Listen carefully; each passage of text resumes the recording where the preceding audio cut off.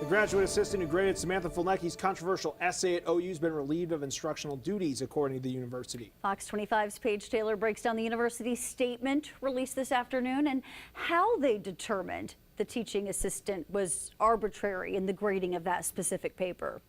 You may recall the psychology paper written by OU student Samantha Fulnecky that made headlines both here at home and nationally. She was given a 0 on this paper, then claimed this was because she mentioned God in the paper about gender roles in society. She filed a religious discrimination claim and went through the grade appeals process. The grade appeal was previously decided in Fulnecky's favor and will not count towards her final grade in the class. The university had placed the graduate teaching assistant who graded the paper on administrative leave, prompting a protest from students on campus. I read the essay personally, and it was not a very good essay, and there's no thesis, there's no citation, so I think having to press her on leave is a bit too far. The university said its investigation is complete for the claim of discrimination, but the university does not release the findings of these investigations. According to OU, at the same time as the university's investigation, the provost and academic dean reviewed the case and determined the GA was arbitrary in the grading of this specific paper. The university announced on Monday the graduate teaching assistant will no longer have instructional duties at the university, which is what Fulnecky told reporters earlier this month she thought should happen. I think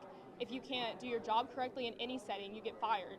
So I think that's, ultimately what should happen. But I have nothing personally against the TA.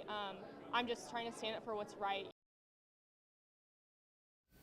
College graduates now make up a record 25% of the total unemployed. With job cuts, rapid technology changes, and skyrocketing tuition, we're asking whether a college degree is still worth it. For the first time, a majority of American voters polled say no. We posed the question to State Superintendent Lyndall Fields, who's working to pull up Oklahoma's public education from 50th in the nation. Is college still worth it for our kids? Yes. 100%.